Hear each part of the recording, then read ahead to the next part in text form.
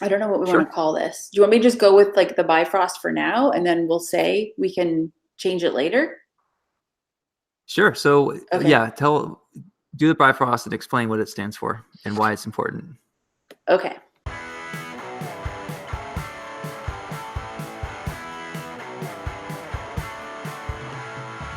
So much division in our industry, screaming about politics and bigotry. But fans are tired, they just wanna read some cool shit. Don't give a fuck about a Twitter feed. Remember Wizard Magazine? That shit was cool back when I was a teen. So let's bring back some of that good old shit. We got what you need, and this is it. It's the Bifrost. Oh yeah, the Bifrost Show. Yeah. Like in the 90s when we weren't all crazy, before shit got all weird and hazy. The Bifrost, yeah, the Bifrost Show, yeah. We're gonna interact like grown adults with respect for each other and have rational conversations, you dig? Bifrost, yeah. The Bifrost Show, yeah, on the Bifrost.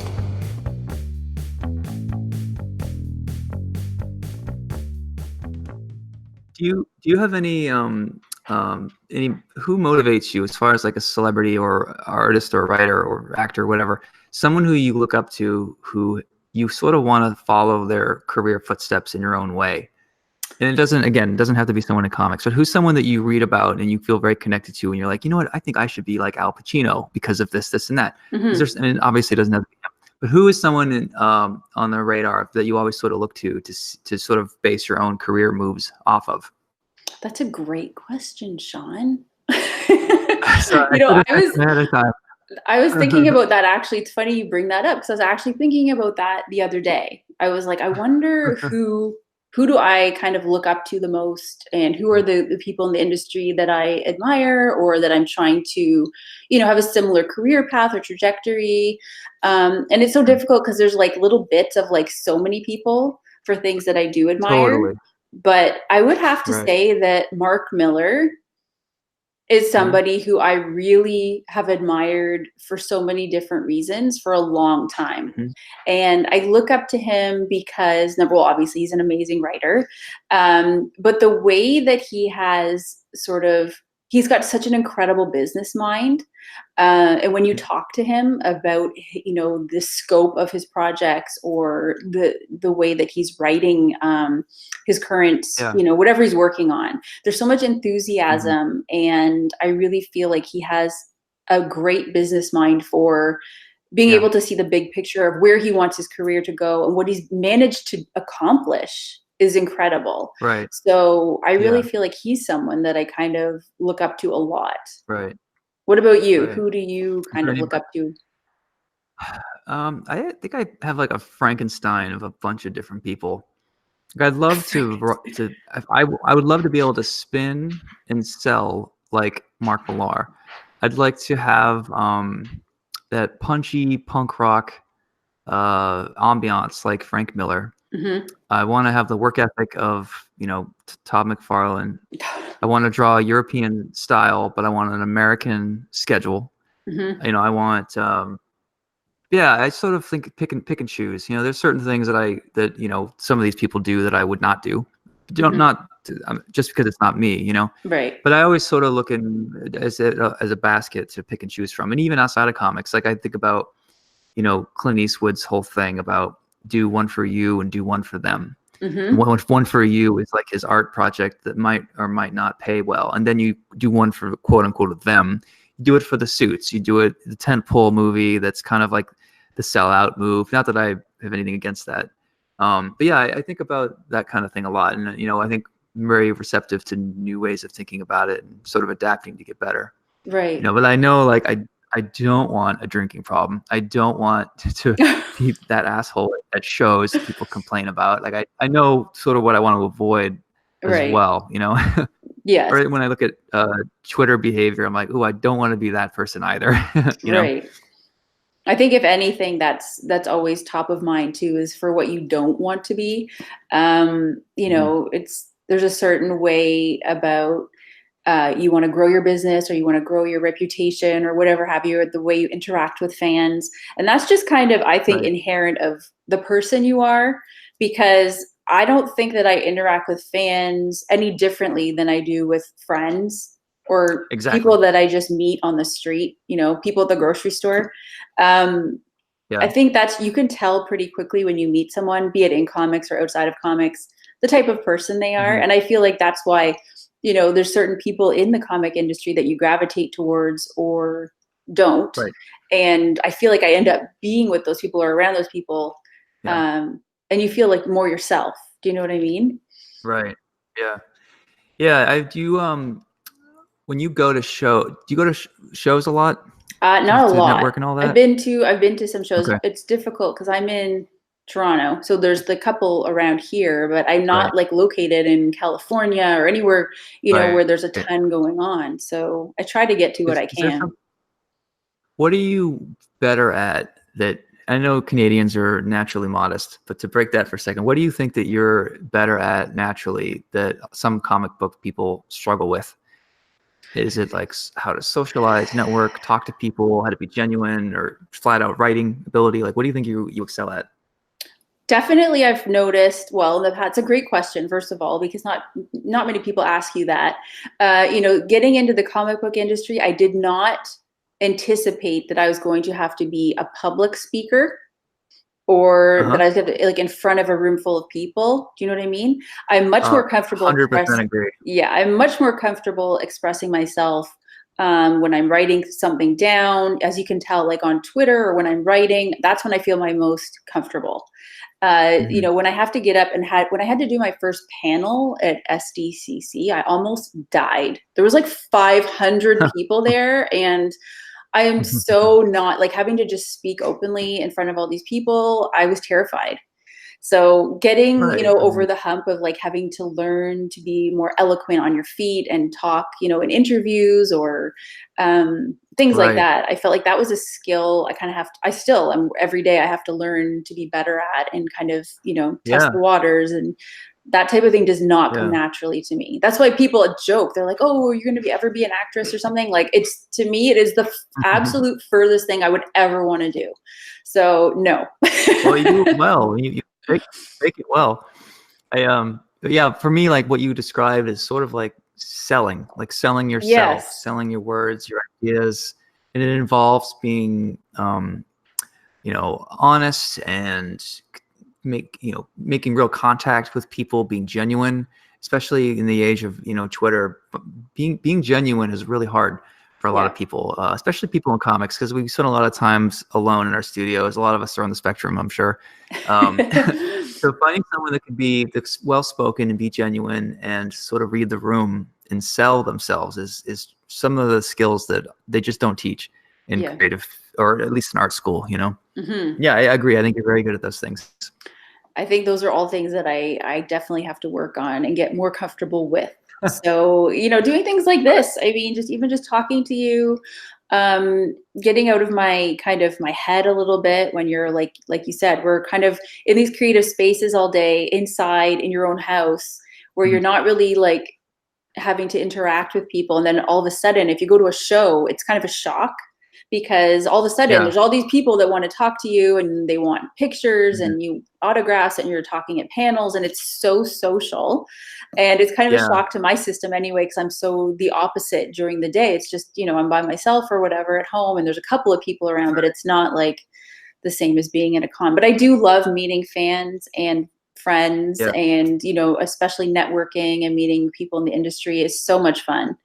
And if you could connect on a different level or have something in common, or you feel like you made, you know, an acquaintance that's going to be a lasting friendship, I mean, that's always the goal, right? Right. So that's fun. Yeah, when I meet genuine people, I always try to lock on. Like if you have chemistry with someone in a creative, like I have friends, I don't even care if they draw or write well. I just like genuine people who are sort of laid back, don't take themselves too seriously. They have a thick skin, on social media, or they avoid it for the most part. Like those are the sorts of people I find myself hanging out with a lot, you know. Because of my sales and my position in the industry, a lot of them happen to be sort of one percenters in comics. And I'm really happy when I realized that a lot of the one percenters in comics have a very grounded, well-adjusted, balanced look at everything. Like they're not all, most of them are very, they don't outrage quickly. They're very reasonable. They look at some of the outbreaks on drama online, and they sort of roll their eyes and shut the computer, and they get back to work. Yeah. You know, like at the top level, I don't encounter a lot of snobbery. I don't encounter a lot of ego. I just find regular people, and, you know, blue collar folks for the most part. You know, there are exceptions, of course, but maybe it's just the people I surround me with, like people like, you know, Jimmy Palmiotti or, you know, Scott or whatever, you know. Jimmy is sorry, so I don't know funny. what made me go off on this tangent. It's funny when you meet people. Like Jimmy was hilarious when I met him in Florida last year. I went to MegaCon and he was there, and he is just so hilarious, down to earth. Yeah. Like, you know, there's some people too, I guess, where their persona, or whatever you call it, online is different when you meet them in person. And there's other people who are just exactly as you picture them, right? So it's funny too to come across the different kind of personalities that you think are going to be there or not there. It's always interesting. Yeah. That's what I've always, what made me click with him and Amanda early on was she was complaining, or no, she wasn't complaining. She was saying that she was thinking about not doing women in comics panels anymore because she's tired of being a woman in comics. She just wants to be an artist. Yeah. She just wants to be a writer. She's like, doing women in comics panels for decades. Like, I'm over it. Like, I just think of me as an artist, you know. That's what my husband thinks of me. This is how, well, I mean, obviously, you know, she's a lady, but I thought it was amazing when she said that, because I agree, and I'm not really allowed to say that, but it was really cool to hear her lay it out that way, because you just don't hear that kind of take on it on Twitter, you know. Right. Well, Twitter is its own universe. Like, it's a sphere, a bubble world, I think. And there's a lot when you go outside of that, you know, like you said, you encounter people who are, you know, like really interested in just creating good things, doing good work. And maybe they're not as much into the back and forth and the politics and all the other things that are kind of wrapped up in Twitter. And they want to just get to work and make cool shit, make some good creative books, you know? So I think she's one of those people for sure.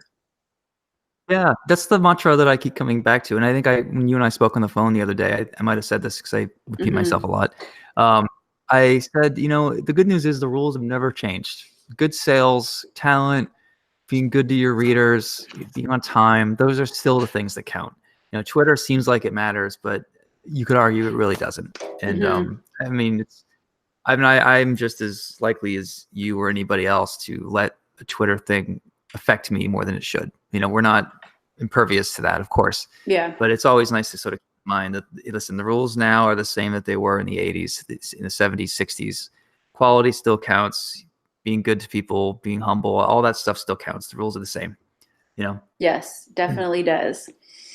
And I think that that's such an amazing thing too. Like, people might not know, you know, I have good days and bad days. And sometimes everything that happens on Twitter, it's easy to just, like you said, have a thick skin. And sometimes I think of it more of like a performance art. Like, people are really kind of putting on some kind of a show, or they're playing a character or something. Because it's easy to do that when you're behind an avatar. Like, you're just kind of playing a role. It's not the real you, maybe. But like, I have bad days too. And I was telling you the other day, I was having a bad day, and you're such an awesome friend to take the time to kind of coach me through it, because I was ready to lose my mind. But you're fine. Like, do you want to just call me? Because we're texting and they're getting really long texts. I was at the gym and I'm like, all right, maybe I'll just take a break and give you a call, talk you off the cliff. That was awesome. But you seem fine. Yeah, I feel better today. I mean, like, every day is different. So hopefully tomorrow I'm not going through something else. But, you know, you have to just keep a level head. And I think anyone, you know, for the amount of time that we've both been, you know, interacting with people on Twitter, I think we have some learned a couple of things about the way we want to interact and just Yeah. the way we want to, Right. be Was there a perceived. moment for you where you started to rethink your social media behavior? Like something that happened where made you hit the brakes and go, maybe this is changing. Maybe I need to switch it up. I think that early on, I made a decision which really helped guide me through my career on Twitter, if you want to call it that, Yeah. where I just really never wanted to. So this is something I guess that happened. It came up again for me last year, but I really don't want to be like naming people or ever kind of Right. calling on one person and kind of making that one person stand out or feel bad. Especially when you have like the type of following that we do, it's very easy to, without realizing it, if you pick on someone or you call someone out, you have like all these other people who are listening to that, right? And they can Yeah. take up your cause or whatever for you. And it's really not something that I ever want to do. Right. I think it's just better to just not do that. Right. Yeah, I agree. That's funny. You said something earlier that I totally agree with. Is I didn't expect to have to when I signed on to do comics. Mhm. I didn't think I'd have to. Twitter didn't exist. I didn't think Yeah. I'd have to public speak for myself. I didn't think I'd have thousands of people, combing through every word I say, looking to support me or to be annoyed by me. I just thought it was, do a book, get it out there, say hi to readers, sign some stuff, and you're done with it. It's almost like we have to be sort of politician in a way, which is not what I signed up for, but there's really no way around it these days. And, I guess in a way we're all having to sort of be politicians, even if you're on Facebook and you tweet some stuff, you have family members that might not agree. So you have to learn to be careful. Yeah. It's just not sort of what any of us anticipated when we got into this. It's true. It's true. It's the culture, everything is changing. And, it's hard to see where it's going to be going in the next, 5-10 years. Like there might be some new kind of Yeah. social media that isn't even online or existing yet that we're going to have to navigate in the future. So like a hologram Twitter or something, who knows? But, I don't like it's such a weird thing. Like you said, when you started this business, you're working in comics, you never thought you were going to have maybe the level of even of success that you have now, which is incredible. So there's just so many things to navigate. It's difficult. Yeah. Yeah. And I think I don't think Twitter is a cesspool. I don't think it's all negative. I think if you put out positive vibes and you ignore most of the blowback, and there's very little blowback when you're putting out positive vibes, then it's generally a good space. Like, yeah, I don't know. I mean, I see why it would seem negative and why, if you go looking for it, of course, but if you choose to tweet and act a certain way, I feel like it could easily change your perception of how your day goes every time you check your account, It's true. I think you're right. It's all like about the type of, I have a shirt actually that says your vibe attracts your tribe. And I wear this shirt a lot because I like that quote. It kind of speaks to me on many different levels. And I think that's true. I really try to do mostly positive themed tweets. And I think something you can tell from me is I use a lot of humor. I have a sarcastic sense of humor, which comes out in my tweets. And I think that's a way for de-escalating situations or making comments in a kind of roundabout funny way. And that's something I think that people really connect with me about. Like I can only speak to my personal writing that way. Yeah. But that's something that I try to do. And I'm very mindful of that. When I put a tweet out, I kind of stop before I hit, the tweet button and think, is this, number one, is this something that I'm going to ever regret saying? And number two, is it done in a way that I want? That's the interpretation that I want. Because, the thing, like you said, is you have to be really choosy with your words. So it's interesting. Yeah. Have you ever rocked the boat accidentally and had to backpedal or apologize or anything like that? Yes, I have. I think for the amount that I'm on Twitter, I feel like I should have maybe been doing that a lot more. But I mean, I'm pretty lucky. I mean, a lot of people, I think they understand that I'm a kind of a jokey person by nature.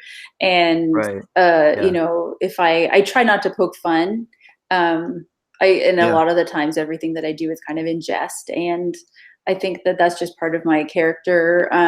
So when I'm tweeting that way, it's just this way it's going to come off. So, but what about you? Have you ever kind of regretted something or? Yeah, I mean, mostly when I know when I can sort of predict when what I'm about to tweet is going to end up on YouTube channels or Bleeding Cool. But I do it very deliberately, and I try to choose my words very carefully. But every now and then I'm just shocked that someone took it that way, and I haven't had to apologize for a while. I remember when I used to get drunk and just go on Twitter and write "drunk" and all capitals. Tweet. Yeah. And make joke. I remember hanging out with my friends in comics, and like this is 5 years ago before Me Too came around. Right. And I used to say like, oh, I just hanging out with this girl, with this my friend who draws comics, and I just accidentally spilled my beer all over her. #women in comics. And I was sort of like joking around with that political movement as it was starting to begin. And I did no idea that it was going to be as serious as it has become. And I certainly didn't mean to, women in comics, my female friend who was just drinking with me. At the time, I was fine. I was safe. But if I had tried to do that now, of course, it would be a different story. Exactly. But yeah, I mean, I remember joking around that stuff. And of course, no one knows that you're kidding on Twitter. So I had to apologize. And I told her I was really sorry. She was fine. She didn't care. But little things like that. You realize that not everyone is in the bar with you and gets the joke, obviously. Right. And having the drunk tweet alert is probably a good idea. So we don't go there. Just right. Maybe not drunk texting. Professional too. Yeah. But a lot of, like you said, I think a lot of the sorry, I just cut you off there, but a lot of the networking that goes on in comics is, sometimes after hours at a con, everybody kind of goes out to have dinner or hang out and have drinks after. And that's just part of the culture, which I also didn't realize until I started going to cons. So that, if you're not used to it or the lifestyle, it's exhausting and a lot happens. And like you said, things get said and jokes are made, and it's definitely not a good environment to be tweeting from. Yeah, for sure. But pretty funny. I'm stunned that I know creators who end up like dating or hooking up with readers, or even going to shows and just flirting really heavily. And I'm like, man, that is so playing with fire. I mean, with everyone has a phone or a camera, and now you're at a bar and you don't know who's there, who's a reporter, and we're all adults. Sometimes we go to shows to get laid. It's nothing new, but I'm just always stunned with how a lot of creators seem to play with fire and sort of date from their autograph line. You know what I mean? Right. I don't know, other than equating that to sort of like people who work in an office. Right. And if you're going, to some kind of office function and like hooking up with people there at a party or whatever, it's the same sort of thing. It's just kind of, why are you doing that? Yeah. It happens. It happens at boat shows. It happens at car shows. You get a bunch of adults on an airplane 3 time zones away. They're in hotels. There's drinking involved. It's just a countdown until, people are going to start acting stupid and making mistakes or whatever. Yeah. Nope, definitely. You meet the love of your life, and she or he is a reader, and you guys hit it off. Hey, awesome. God bless, Yeah.